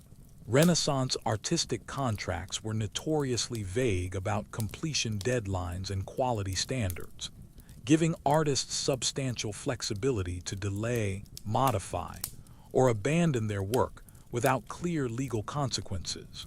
Benedetto could claim that creative inspiration required additional time, that family emergencies demanded his attention, or that divine calling had redirected his artistic mission toward religious rather than secular subjects. The psychological manipulation of artistic ghosting was particularly cruel because it exploited your emotional investment in the creative process. You'd spent months collaborating with Benedetto on your portrait's design, sharing personal stories that would inform the painting's symbolic elements, and developing the intimate creative relationship that made great art possible. His abandonment wasn't just professional betrayal. It was personal violation of the trust that artistic collaboration required. Some artistic ghosters would actually complete their commissioned works but disappear before delivering them, holding finished paintings hostage for additional payments, or using completed artworks as leverage in unrelated business negotiations. Benedetto might have finished your portrait but hidden it away, planning to sell it to other collectors, or use it to establish credibility with new patrons in different cities. The social implications of artistic ghosting extended far beyond individual patron relationships. When prominent artists abandoned their commissions, it damaged the reputation of the entire artistic community and made other wealthy families reluctant to invest in cultural projects. Benedetto's disappearance might make other Florentine artists seem unreliable by association. Renaissance, Italy's competitive artistic market, meant that ghosting artists could often find new patrons quickly by offering their services at reduced rates, or by claiming that their previous work had been completed successfully. Benedetto might be using your family's partial payments to fund discounted commissions for new patrons, while building a reputation based on fictional accounts of his previous artistic achievements. The most diabolical artistic ghosters would actually use their abandoned commissions as marketing materials for new patronage relationships. Benedetto might show preliminary sketches of your portrait to potential patrons as examples of his artistic skill, claiming that the work had been completed successfully, while omitting the fact that he'd abandoned the project and stolen your money. Remember that expensive parchment and ink we discussed earlier? Well, Renaissance artistic contracts required elaborate. You're standing on the docks of Livorno, watching the morning mist rise from the Mediterranean while clutching a letter that arrived 3 days too late. A letter from your beloved Matteo, explaining that he sailed for the New World and won't be returning for at least 3 years, if ever. The salt air stings your eyes, but not as much as the realization that Renaissance exploration has given men the ultimate ghosting excuse. They can literally sail off the edge of your known world and disappear into territories so distant that following them would be impossible. Maritime ghosting was Renaissance Italy's most geographically ambitious form of romantic escape. Because the age of exploration had opened up entire continents where abandoned lovers could reinvent themselves without fear of discovery. When your suitor claimed that adventure, fortune, or divine calling demanded he join an expedition to the Americas, Africa, or Asia, you weren't just losing a boyfriend. You were losing him to territories that might as well have been on the moon. The mainstream historical fact that every maritime historian acknowledges is that Renaissance exploration created unprecedented opportunities for European men to seek fortune and adventure in distant lands. With thousands of sailors, merchants, and adventurers annually departing for voyages that could last years or decades. But here's the quirky detail that most people miss. The timing of exploration departures showed suspicious correlation with romantic difficulties, business problems, and family conflicts, suggesting that some men used maritime adventure as convenient escape from personal obligations they couldn't otherwise avoid. Matteo's transformation from devoted suitor to ambitious explorer had been impressively sudden. 2 months ago, he was discussing wedding plans and calculating the profits your combined silk trading businesses could generate. Last month, he was mentioning fascinating stories he'd heard about Spanish gold discoveries in the Americas. This week, he's apparently sailing toward territories that exist only as vague sketches on maps drawn by explorers who might have been lying about what they'd actually discovered. The maritime ghosting playbook was remarkably sophisticated, requiring months of advance planning that your abandoned suitor had somehow managed while maintaining the appearance of romantic devotion. Matteo had secretly arranged passage on a Genoese trading vessel, liquidated his portable assets, obtained the necessary travel documents, and coordinated his departure with business associates, all while continuing to court you with apparent sincerity. Historians still argue whether Renaissance maritime exploration was primarily motivated by genuine adventure and economic opportunity, or whether the promise of distant lands provided convenient escape routes for men seeking to avoid romantic, financial, or legal obligations in their home cities. The cruelest aspect of maritime ghosting was its irreversible finality. When Matteo disappeared into religious life or claimed plague symptoms, there was always theoretical possibility of his return. But when he sailed for the Americas, he was crossing distances so vast that communication would be impossible, and reunion would require years of planning, even if both parties remained committed to the relationship. Renaissance navigation technology made maritime ghosting particularly effective because ocean voyages were genuinely dangerous enterprises with high mortality rates. Matteo could disappear into Atlantic storms, Caribbean diseases, or New World conflicts, and you'd never know whether his absence was caused by death, abandonment, or simply the practical impossibilities of transoceanic communication. The most sophisticated maritime ghosters would actually use their exploration plans as romantic manipulation, promising to return with exotic wealth that would fund elaborate wedding celebrations and luxurious married life.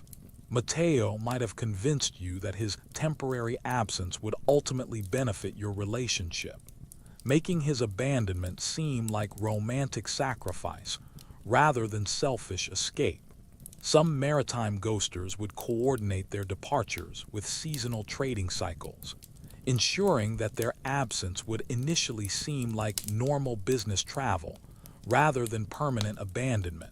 Matteo might have claimed he was joining a short-term trading expedition to North Africa, gradually extending his supposed journey until he'd effectively disappeared into the broader world of Mediterranean commerce. The economic incentives for maritime ghosting were substantial. Renaissance exploration offered opportunities for wealth accumulation that were impossible in Europe's established commercial systems. Matteo could potentially return from the Americas with enough gold and exotic goods to establish himself as a major merchant, making his temporary abandonment of your relationship seem like strategic investment in your shared future. Maritime ghosting often involved elaborate deception about the ghosting suitor's actual destination and intentions. Matteo might have claimed he was sailing to establish trading posts in North Africa, while actually joining expeditions to completely unexplored territories, ensuring that any attempts to contact him would fail because you'd be looking in the wrong hemisphere. The psychological manipulation of maritime ghosting was particularly sophisticated because it transformed romantic abandonment into heroic adventure. Matteo wasn't running away from commitment. He was bravely pursuing opportunities that could benefit both your families. Your suffering wasn't caused by his selfishness.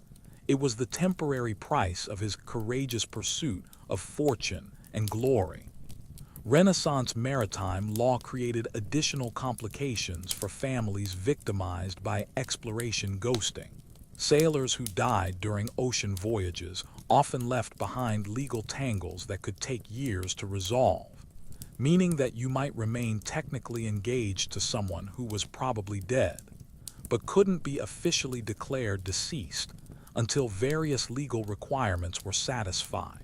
The most diabolical maritime ghosters would actually send periodic letters from their supposed expeditions, describing exotic adventures and promising eventual return, while providing no concrete information about their actual location or return timeline.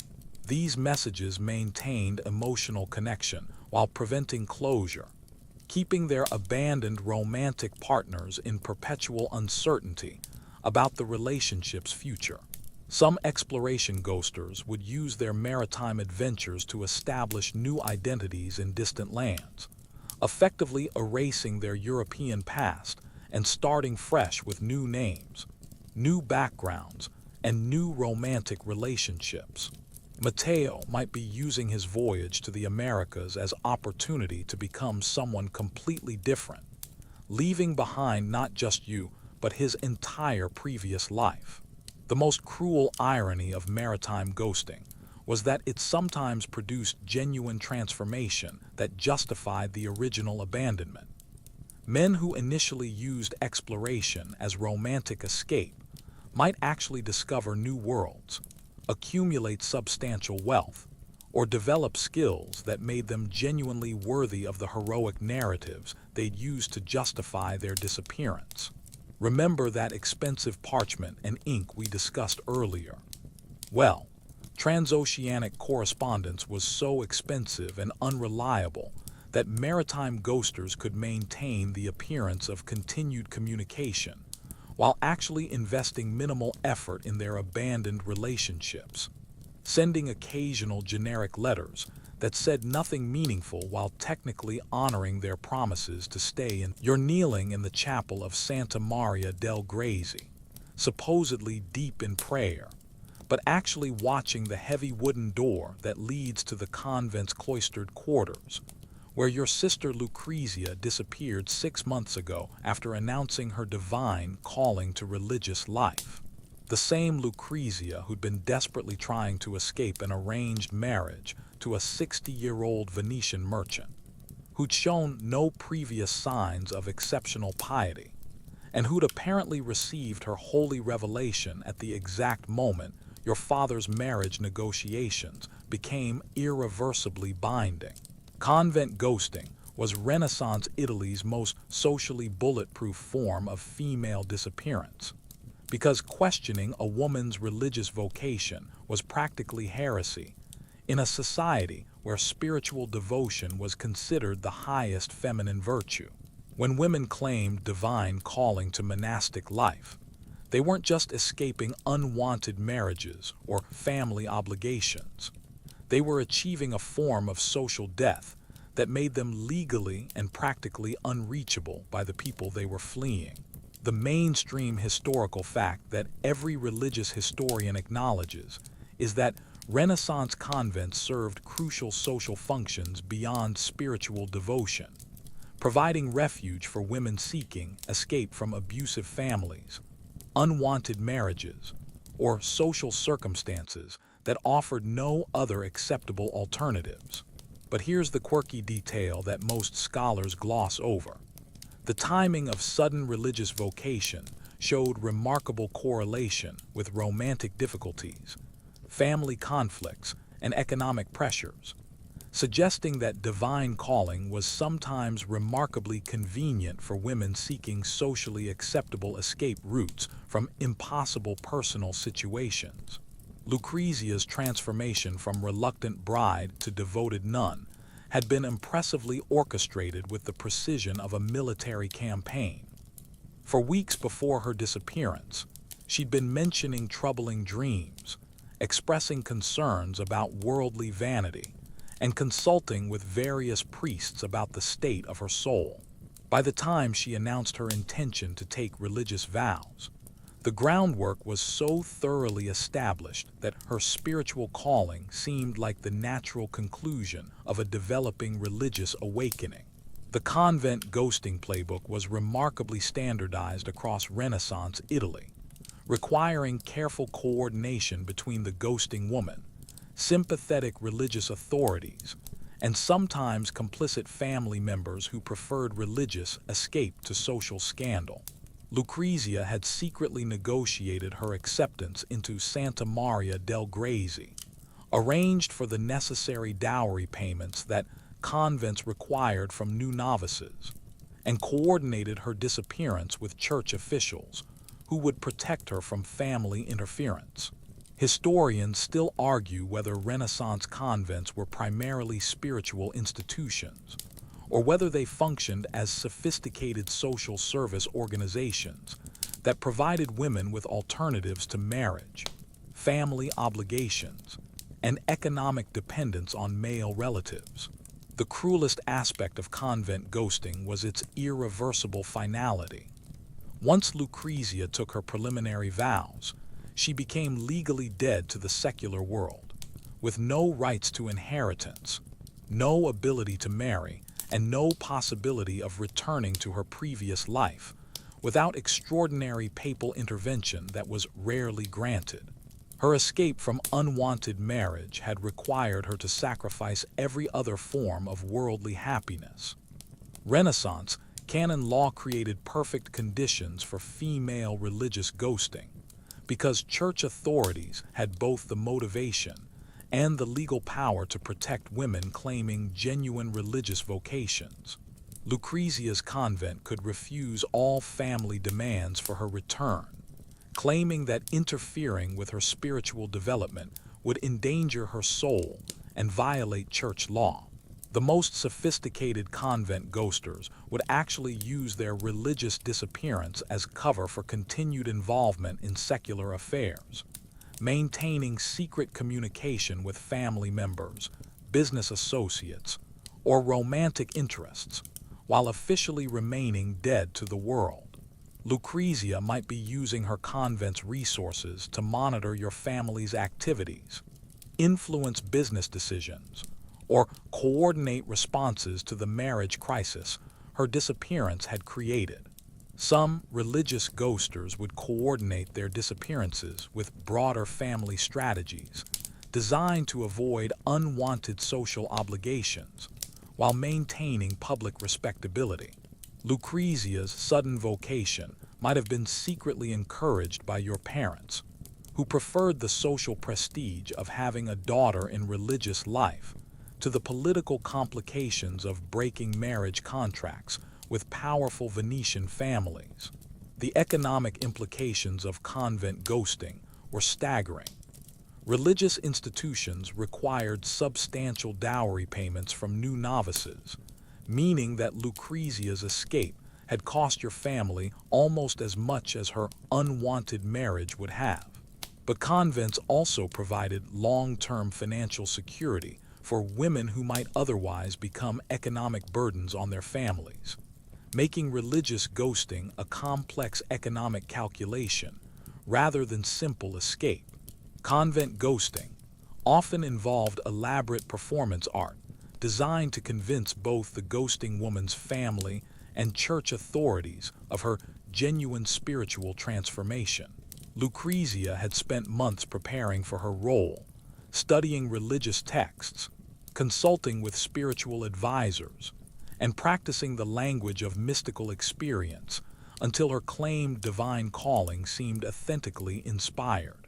The psychological manipulation of convent ghosting was particularly sophisticated because it transformed family abandonment into spiritual triumph.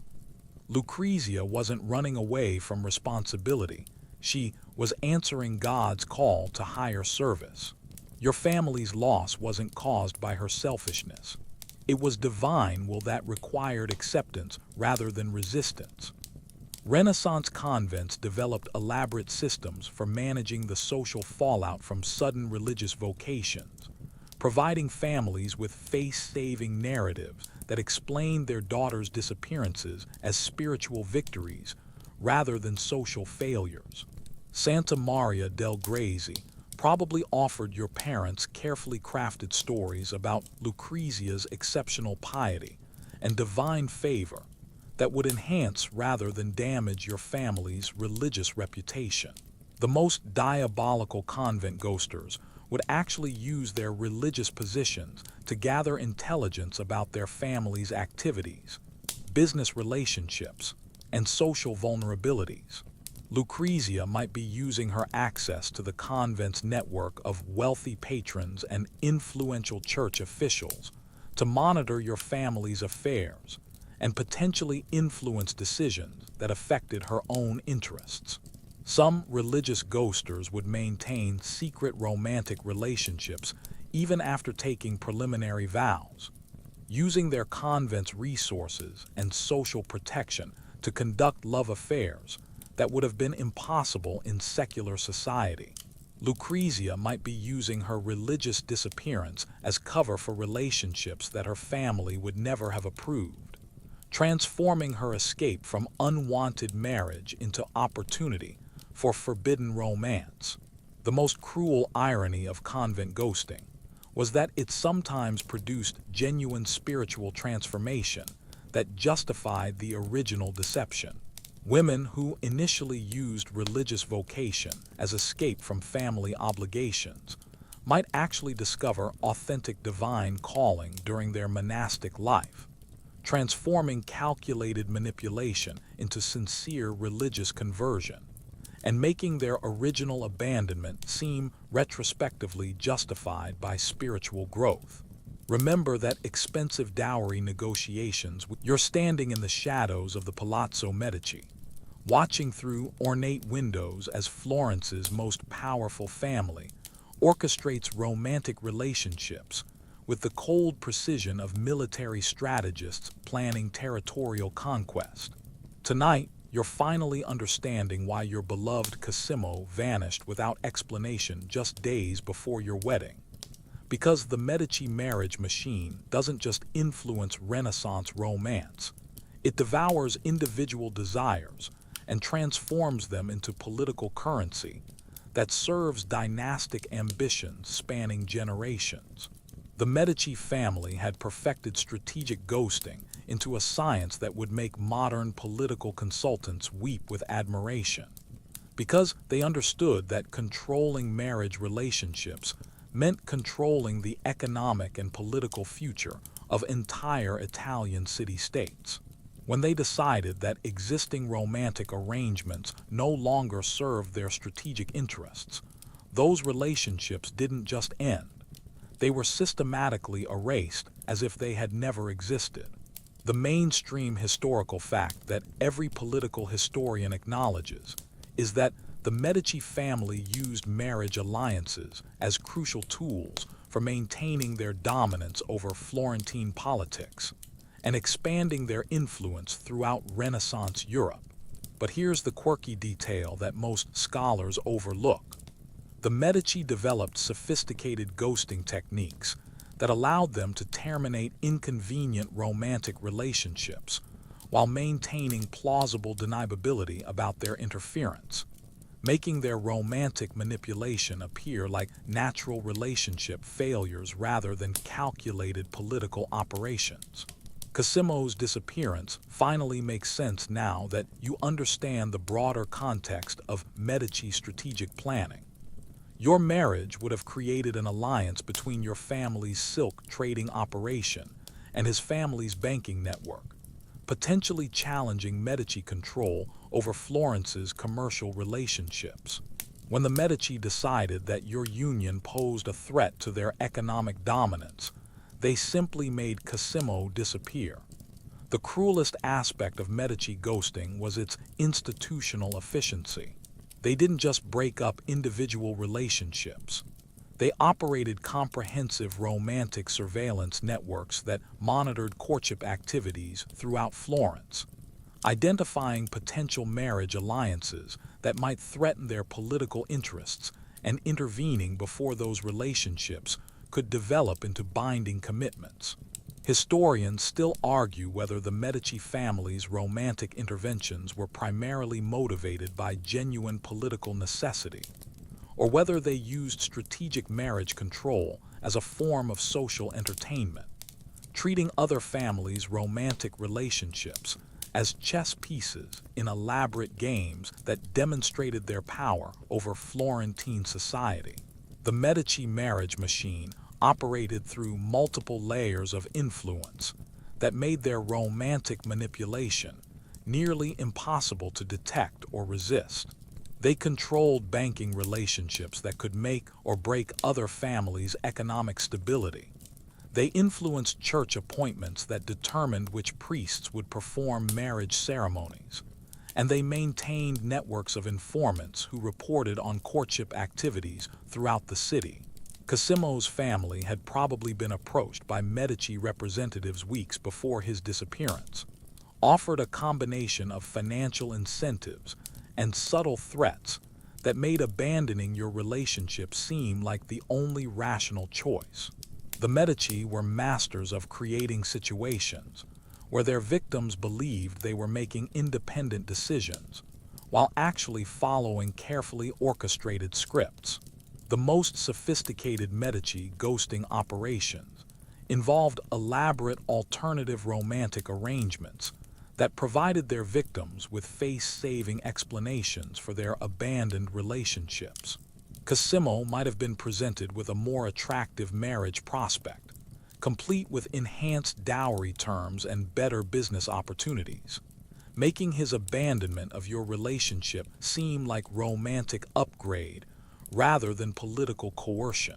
Some Medici ghosting campaigns would actually use their victims' abandoned romantic relationships as intelligence-gathering operations, studying how other families responded to romantic disappointment, and using that information to predict their behavior in future political conflicts. Your family's reaction to Cosimo's disappearance might be providing the Medici with valuable insights about your political reliability and economic vulnerabilities. The economic implications of Medici romantic interference were staggering, because their ghosting operations could trigger cascading financial failures throughout Florence's commercial networks. When they terminated your relationship with Cosimo, they weren't just breaking romantic promises. They were potentially disrupting trade agreements, credit arrangements, and business partnerships that had been established based on your expected marriage alliance. Medici ghosting often involved elaborate misinformation campaigns designed to destroy their victims' reputations, while protecting their own family's image as benevolent patrons of Florentine society. They might spread rumors that your family had been unreasonable in marriage negotiations, that you had been demanding impossible dowry terms, or that your father's business practices posed risks that made the marriage politically inadvisable. The psychological manipulation of Medici ghosting was particularly sophisticated because it transformed political oppression into apparent romantic failure. Cosimo wasn't abandoning you because of Medici pressure. He was making an independent decision based on changed circumstances. Your suffering wasn't caused by political manipulation. It was the unfortunate result of natural relationship evolution that had nothing to do with external interference. Renaissance Florence's complex web of competing loyalties meant that Medici ghosting could trigger cascading social consequences that affected dozens of families across multiple industries.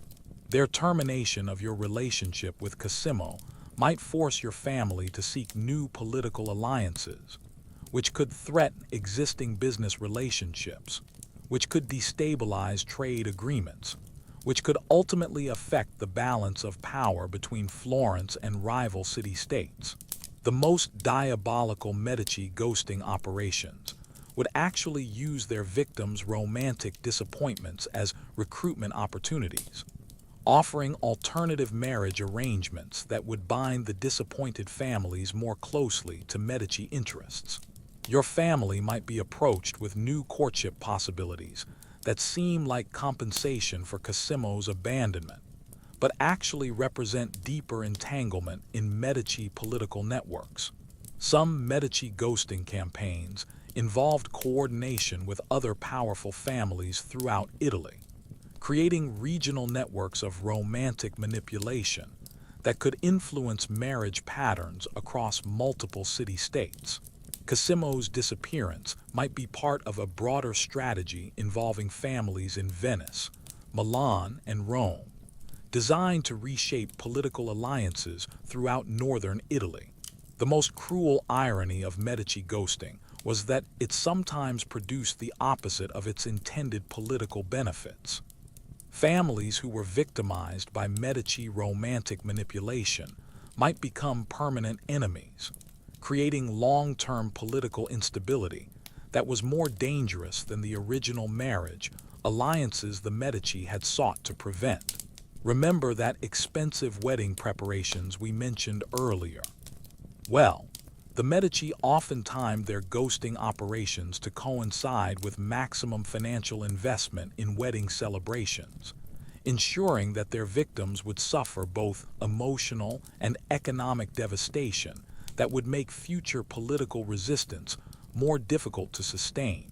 The Medici marriage machine operated with such efficiency that they could simultaneously terminate dozens of inconvenient romantic relationships while arranging alternative marriages that better served their political interests, treating human emotions like natural resources that could be harvested, processed, and redistributed according to dynastic needs.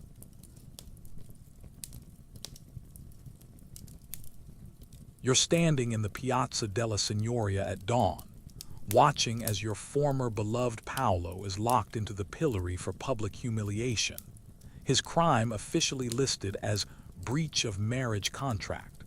But everyone in Florence knows the real story, orchestrated the most spectacular revenge for Renaissance ghosting that the city has witnessed in decades. After months of careful planning, strategic alliance building, and creative use of Florence's legal system, you've transformed your romantic abandonment into Paolo's public destruction. Renaissance revenge wasn't just about personal satisfaction. It was about restoring social balance and demonstrating that ghosting victims weren't powerless against the sophisticated romantic manipulation that had become epidemic among Italian nobility. When someone ghosted you in Renaissance Italy, you had access to legal, social, and economic weapons that could destroy your abandoner's reputation, finances, and future marriage prospects with surgical precision. The mainstream historical fact that every legal historian acknowledges is that Renaissance Italian law provided various mechanisms for pursuing justice in cases of broken marriage contracts, breach of promise, and romantic fraud, with courts regularly hearing cases involving disputed courtship agreements and failed marriage negotiations. But here's the quirky detail that most people miss. The complexity of Renaissance social networks meant that revenge for romantic abandonment could be pursued through dozens of indirect channels, allowing ghosting victims to destroy their abandoners through seemingly unrelated business disputes, social scandals, and legal complications. Paolo's downfall had been months in the making, requiring the kind of strategic patience and systematic planning that would impress a Medici political operative. You'd begun by documenting every aspect of your courtship relationship, collecting letters, witness testimonies, and financial records that proved Paolo's romantic commitments and the investments your family had made based on his promises. The legal foundation of your revenge campaign was brilliantly constructed around Renaissance contract law, which treated marriage negotiations as binding business agreements that created enforceable obligations even before formal ceremonies occurred. Paolo's abandonment of your courtship wasn't just romantic disappointment. It was breach of contract that entitled you to financial compensation and legal remedies. Historians still argue whether Renaissance courts were primarily interested in justice for romantic victims, or whether they used breach of promise cases as opportunities to redistribute wealth from powerful families to their political allies. Since romantic disputes often involved substantial financial settlements that could affect regional economic balances, the most sophisticated aspect of your revenge campaign was the way you'd coordinated multiple forms of pressure to ensure Paolo's complete social destruction. While pursuing legal remedies through Florence's courts, you'd simultaneously organized economic boycotts of his family's business operations, social exclusion from important cultural events, and strategic rumors that damaged his reputation among potential future marriage partners. Your family's silk trading network had provided perfect cover for economic warfare against Paolo's wool merchant operations. By convincing your business associates to terminate contracts, delay payments, and spread concerns about Paolo's family's financial reliability, you'd created a cascade of commercial problems that made his romantic abandonment seem like the beginning of broader business failures.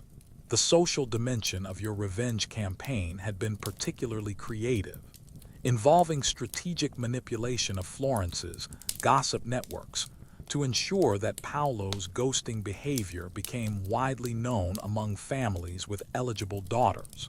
You'd arranged for carefully crafted stories about his romantic unreliability to circulate through church gatherings, market conversations, and social events, making him effectively unmarriageable within Florentine society. Renaissance Italy's honor culture created perfect conditions for revenge against romantic abandonment, because ghosting violated fundamental social expectations about masculine reliability and family integrity. Paolo's disappearance hadn't just hurt you personally. It had insulted your family's honor and demonstrated contempt for the social contracts that held Italian society together. The most diabolical element of your revenge campaign was the way you'd used Paolo's own romantic techniques against him. Just as he'd used elaborate courtship rituals to manipulate your emotions and extract financial benefits from your family, you'd used equally sophisticated social manipulation to destroy his reputation and economic prospects.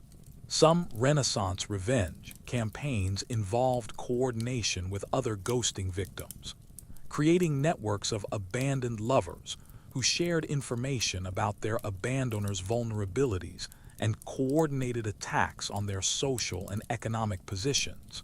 You might have discovered that Paolo had ghosted other women using similar techniques, allowing you to build a coalition of victims seeking collective justice. The legal proceedings against Paolo had been particularly satisfying because Renaissance courts took breach of promise cases seriously, recognizing that romantic fraud could cause substantial financial and social damage that deserved legal remedy. The judge had awarded you compensation that exceeded your family's original courtship investments, effectively making Paolo pay for the privilege of having abandoned you. The public humiliation aspect of Paolo's punishment was crucial because Renaissance society used shame as a primary mechanism for enforcing social compliance. By making Paolo's romantic unreliability visible to the entire community, the court was sending a message that ghosting behavior would be publicly punished rather than privately tolerated. Your revenge campaign had also included strategic artistic elements, commissioning satirical poems and songs that mocked Paolo's romantic failures, and ensured that his ghosting behavior would be remembered long after the immediate legal proceedings concluded. Renaissance Italy's vibrant culture of public entertainment provided perfect venues for transforming personal revenge into community education about the consequences of romantic betrayal. The most satisfying aspect of your revenge was its long-term impact on Paolo's future prospects. The combination of legal judgment, economic damage, social exclusion, and public humiliation had created a permanent record of his unreliability that would follow him throughout his life, making future romantic relationships difficult and business partnerships risky. Some Renaissance revenge campaigns would actually use their success against one ghosting perpetrator as deterrent against future romantic abandonment, demonstrating to other potential ghosters that victims possessed both the resources and the determination to pursue comprehensive retaliation against romantic betrayal. The economic dimension of your revenge had been particularly effective because it targeted Paolo's family's commercial relationships rather than just his personal reputation. By damaging their business networks, you'd ensured that the consequences of his romantic abandonment would affect his entire family's economic prospects for years to come. Remember that expensive matchmaker who ghosted us earlier? Well, your revenge campaign had actually exposed her involvement in Paolo's disappearance, leading to her own legal troubles and effectively destroying her professional reputation among Florentine families seeking marriage services. The most cruel irony of your successful revenge was that it had attracted attention from other eligible suitors who were impressed by your strategic intelligence and family's political connections, transforming your romantic abandonment into enhanced marriage prospects that were superior to your original relationship with Paolo.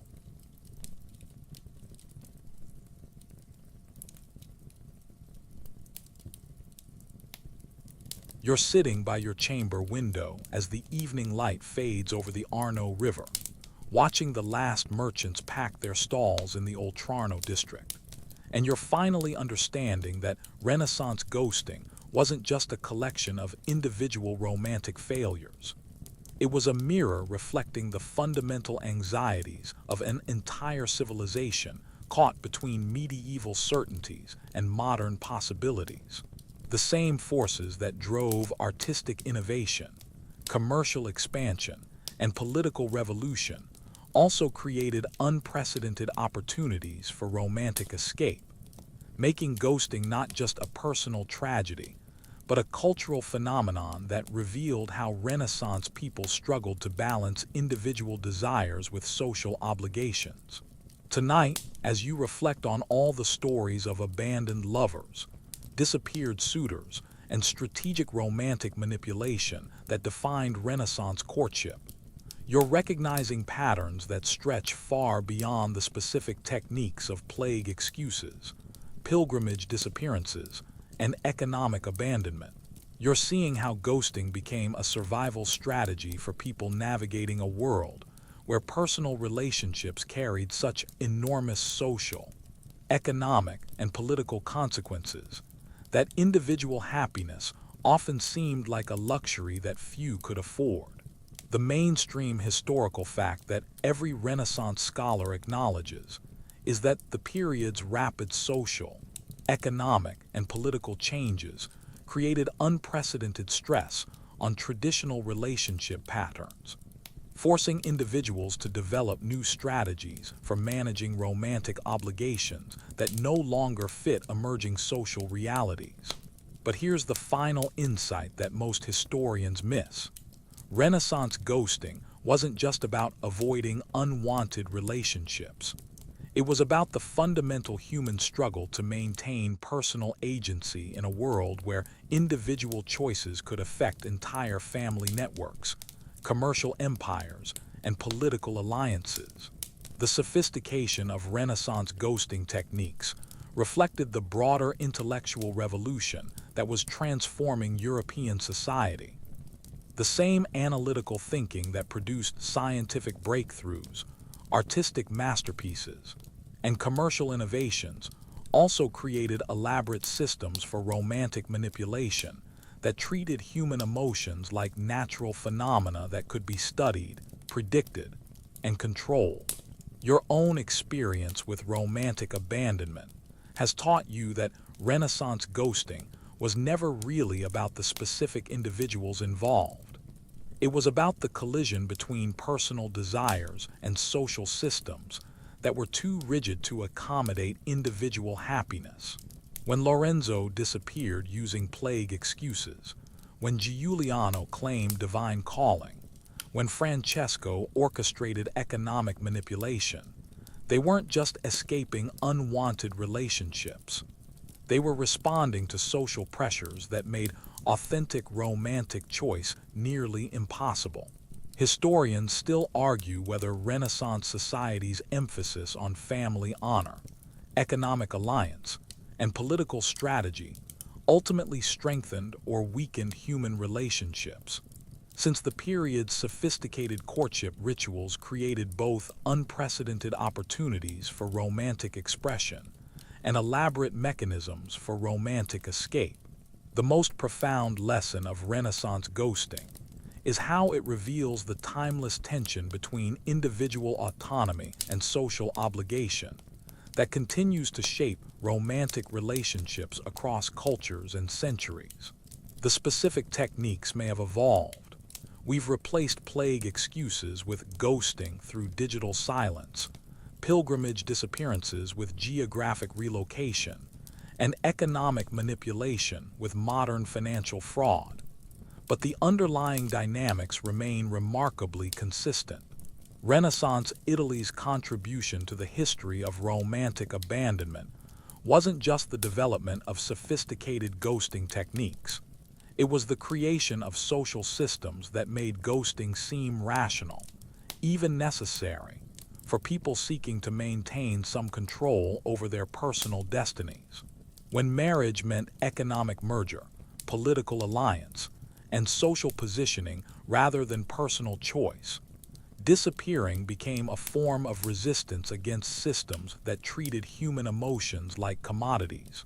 The artistic dimension of Renaissance ghosting reflects the period's broader cultural achievement in transforming personal experience into universal expression. Just as Renaissance artists learned to capture individual human emotions in ways that spoke to universal experiences, Renaissance ghosters developed techniques for romantic escape that revealed fundamental truths about human nature, social pressure, and the costs of civilization. Your journey through the landscape of Renaissance romantic abandonment has shown you that ghosting was never just about cowardice or selfishness. It was about the impossible choices that people faced when personal happiness conflicted with family loyalty, economic necessity, and social expectation. The merchants who fled to avoid bankruptcy, the women who disappeared into convents to escape unwanted marriages, the artists who abandoned patrons to pursue better opportunities. They were all responding to social systems that offered few alternatives for people seeking to control their own destinies. The economic lessons of Renaissance ghosting remain relevant because they reveal how financial systems can either support or undermine authentic human relationships. When courtship becomes primarily about economic calculation rather than personal connection, when marriage serves dynastic ambitions rather than individual happiness, when romantic relationships are evaluated primarily for their commercial potential, ghosting becomes a predictable response to systems that treat people like business assets.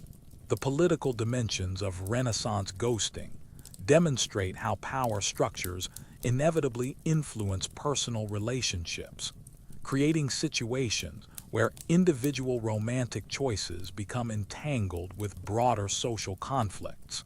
The Medici marriage machine, guild politics, and court intrigue that shaped Renaissance courtship show how personal relationships become battlegrounds for larger struggles over wealth, status, and control.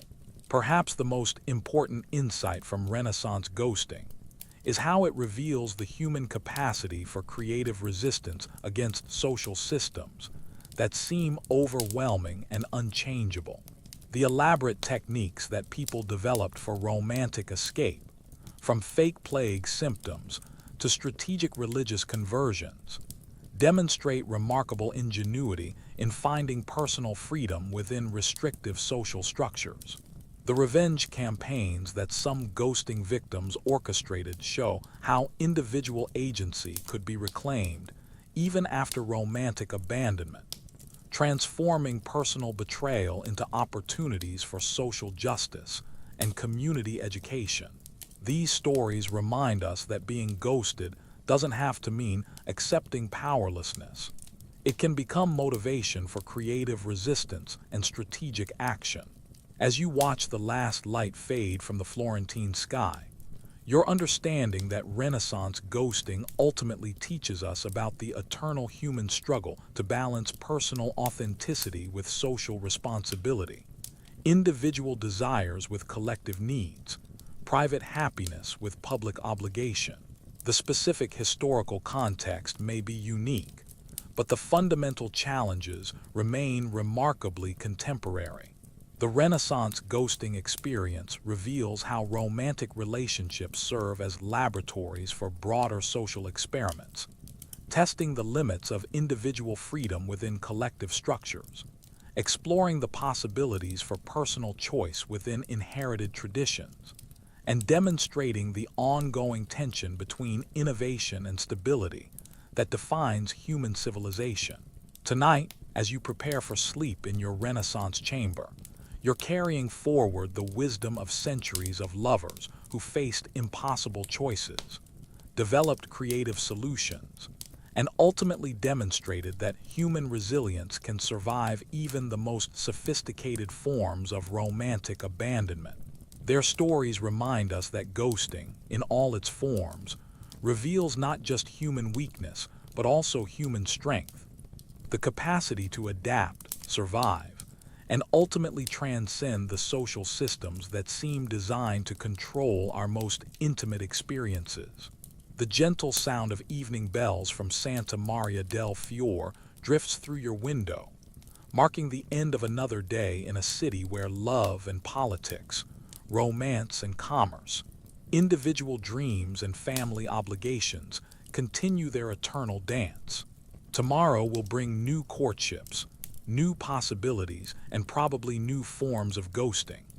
Because as long as humans struggle to balance personal desires with social expectations, the art of romantic disappearance will continue to evolve, adapt, and surprise us with its creativity and complexity. Sleep well, knowing that your Renaissance ancestors faced romantic challenges that make modern dating seem simple by comparison, and that their stories of survival, resistance, and ultimate triumph over sophisticated forms of abandonment provide both comfort and inspiration for anyone navigating the eternal complexities of human relationships. Sweet dreams of a world where love conquers not just individual hearts, but the social systems that try to control them.